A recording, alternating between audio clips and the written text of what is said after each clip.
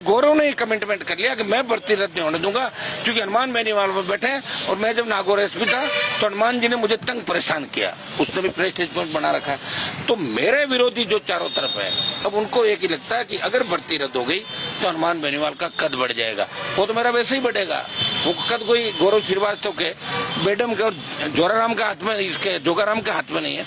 इनके तो खुद के पोती बच्ची को पूछा कि बेटा आप नकल क्यों कर रही हो, बोले दादू ने कहा कि नकल में बेटा अक्ल होनी चाहिए, तो थोड़ा मैंने अकल का उपयोग नहीं करेगा इसलिए पकड़े गई, नहीं तो मैं नहीं पकड़ी जाए। दादू हमें यही सिखाते हैं। तो ये कहानियां राजस्थान की है। अब इस राजस्थान को हमें बदलना है। लग रहा है कि अभी हमारा और कोई संघर्ष या कोई तपस्या होगी जो बाकी है, वो सड़कों में हम करेंगे निश्चित रूप से। झुकाएंगे राजस्थान की सरकार को, दिल्ली को भी दिखा देंगे कि हम उससे ज्यादा ताकतवर हैं जितने हम पहले थे। जवाहर सिंह बेडम का पलटवार आया आपके बयान पर। कौन से बयान पे? हनुमान बेनीवाल। कौन से बयान पे? बेडम को जो दिया था। मैडम का क्या था? मैडम। अच्छा, वो पीछे से कहा, उनको सुनाई नहीं दिया था मुझे भर्ती, उनका मैडम तो भाई मैंने कहा मैडम हो गया, क्योंकि इनका आधा समझ में नहीं आता ना। कई अंग्रेजी में लोग बोलते हैं मिस्टर मैडम, मैडम नहीं जानते ना, मिस्टर मैडम जी, मैडम जी, तो ये तो मिलता जुलता है, कोई इसके अंदर ज्यादा क्या है, वो तो उनको ऐसा नहीं करना चाहिए। उनका कहना ये था कि जब से सांसद की वाइफ आ रही है तब से उनको मैडम मैडम मैडम कहने की आदत हो गई। देखिए, इस बीजेपी का तो हमारे मारवाड़ में तो लेना देना नहीं था। नाथुराम जी मिर्जा इनको आए दिन जूते मरवाते थे, बीजेपी के लोगों को पटकवा दिया था खानों के अंदर। जांच में मेरा ही परिवार भाजपा को नागौर जोधपुर में लेके आया, और भाजपा के तमाम जो बेडम भजनलाल घूम रहे हैं ना, अगर मेरा वसुंधरा झगड़ा नहीं होता तो ये कहीं झाड़ू लगा रहे होते पार्टी कार्यालय का, इनकी कोई औकात नहीं थी। वसुंधरा को सड़कों पर लड़के मैंने उसका क्रेज खत्म किया, और उसकी वजह से भजनलाल पैदा हुआ और बेडम पैदा हुआ। अगर वसुंधरा नहीं जाती तो ये कहां से आते? तो इनकी तो उत्पत्ति यादों की मेरे से हुई भाई। मेरे संघर्ष से ही तो भारतीय जनता पार्टी के अंदर एक नया युग आया। मुझे क्या पता था कि नए युग के अंदर इस तरह के लोग आ जाएंगे? अगर ये पता होता तो फिर मैं क्यों लड़ता? मेरे लड़ने की क्या आवश्यकता थी? लेकिन लड़ाई मैंने लड़ी है।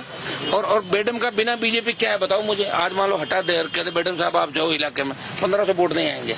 बिना पार्टी के इनका कोई जनाधार नहीं। भजनलाल जी खुद की क्या स्थिति थी अच्छी तरीके से भजनलाल जानते, पार्टी कार्यालय के अंदर कौन सा काम ही करते थे, क्या इनकी स्थितियां थी। मुझे याद है 2002-3-1 के अंदर जब वसुंधरा यहाँ आई थी और पार्टी कार्यालय के अंदर आती थी तो भजनलाल जी आगे होकर बार बार अपना नाम बताते, भूल जाती थी बार बार।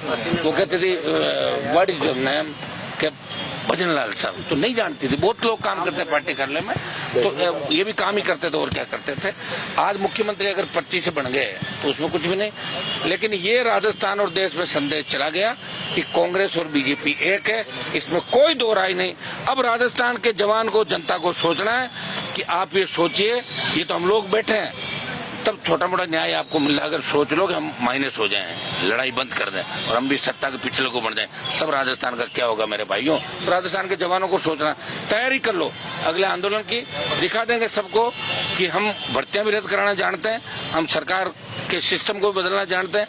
जिन्होंने वसुंधरा का क्रेज खत्म कर दिया, वो भजनलाल उनके सामने क्या बेचते हैं, वो समय भी आ जाएगा। तो कोर्ट की उसकी अगली सुनवाई का वेट करेंगे हम कल फैसला, मैंने आपको बता दिया कि कल फैसला करेंगे।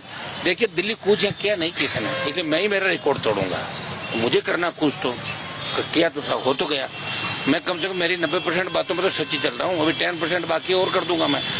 कल हम फैसला करेंगे, क्योंकि दिल्ली का कूच हो, कम से कम 1 लाख लोग दिल्ली कूच के अंदर होना चाहिए, तब जाके सरकार की सांस फूलेगी दिल्ली वालों की। और भजनलाल को डांटेंगे, ये तुमने क्या क्या खा, दिन भर मिठाई खाते रहते हो, या ये जो करते हो आप, खाने के अलावा ध्यान नहीं रखते कि राजस्थान का ये इधर क्यों आ रहा है हमारी तरफ? तब पता लगेगा। वही हम पता लगवाना चाहते हैं। दिल्ली कूच हमारा निश्चित है। कल हम तय करेंगे कि इसको किस तरीके से कैसे करके। और मुद्दे हमारे पास आ जाएंगे, अग्निवीर का मुद्दा है, भरतपुर धौलपुर का जाट, एक मुद्दा और आ गया, और आते रहेंगे। हम राजस्थान